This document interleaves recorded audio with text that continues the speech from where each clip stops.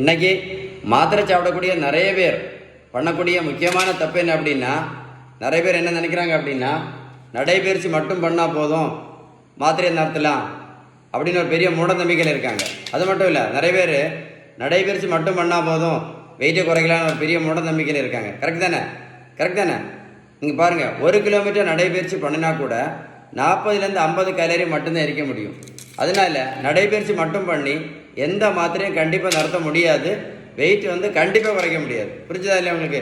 அது மட்டும் இல்லை, பெரிய மூட நம்பிக்கை. இப்போ ரைஸ் சாப்பிட்றதுனால தான் சுகருக்கு மாத்திரை போடுறோம், ரைஸ் சாப்பிட்றதுனால தான் இன்சுலின் போட்டுட்ருக்கோம் அப்படின்னு. அப்படி தானே? நான் ஒரு கேள்வி கேட்குறேன், பதில் சொல்கிறீங்களா? வட இந்தியாவில் அவங்க ரைஸ் சாப்பிடவே மாட்டாங்களே, என்னைக்காவது தொடர்ந்து தான் சாப்பிடுவாங்க. வட இந்தியாவில் எத்தனை பேர் சுகருக்கு மாத்திரை போடுறாங்க, எத்தனை பேர் இன்சுலின் போட்டுட்ருக்காங்க சொல்லுங்களேன்.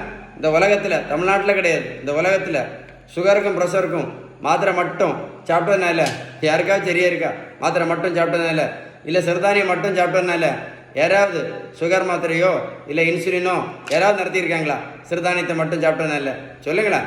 வெந்தயம், ஆவாரம்பூ, முக்கரட்டை கீரை, சிறு குறிஞ்சான் பொடி, கொய்யா இலை, மாங்காய் இலை, கிரீன் டீ, கருவேப்பிலை, கரிஞ்சீரகம், நெல்லிக்காய் ஜூஸ், நாவல் பழம், இது எல்லாமே நல்லது தான். நான் என்ன கேட்குறேன், இது சாப்பிட்டதுனால யாராவது சுகர் மாத்திரை நடத்தினாங்களா? சுகருக்கு ஒரே ஒரு மாத்திரை போட்டுட்டு இருந்த பேஷண்ட், சுகருக்கு மட்டும் 4 மாத்திரை மட்டும் போட்டுட்டு இருந்த சுகர் பேஷண்ட் இப்போ இன்சுலின் போட்டுட்ருக்காங்க. வெந்தயம், கருவேப்பிலை, கரிஞ்சீரகம், மாங்காயில், கருப்பு கவனி, வெள்ளைக்கவனி, சோப்பு கவனி, சிறுதானியம், மூக்கரட்டை கீரை, நடைபயிற்சி, யோகா, மெடிடேஷன். நல்லா கேட்டுடுங்க, மருத்துவத்தில் ஸ்டாண்டர்ட் புத்தகம் ஹாரிசன். அந்த புத்தகம் என்ன சொல்லுது அப்படின்னா, sugar, pressure, cholesterol, fatty liver, பித்தப்பைக்கல், தைராய்டு, பிசிஓடி, பிசிஓஎஸ், ஹார்மோன் பிரச்சனை, உடல் பருமன், இது எல்லாத்தையும் நம்ம சொல்லக்கூடிய ஒரே ஒரு ட்ரீட்மெண்ட் பேலன்ஸ் டயட்டு மட்டும்தான். கடைசி தான் மாத்திரை. இந்த வீடியோ சேவ் பண்ணி வைங்க, ஒர்க் கூட போட்டு கேளுங்க. நீங்கள் பேலன்ஸ் டயட் கரெக்டாக ஃபாலோ பண்ணினா மட்டும்தான் நோய் வந்ததற்கான அடிப்படை காரணம் முழுமையாக சரியாகும். புரிஞ்சுதா? உங்களுக்கு பேலன்ஸ் டயட் பற்றி ஏதாவது சந்தேகம் இருந்தால் கண்டிப்பாக இந்த நம்பரில் கால் பண்ணி பேசுங்க.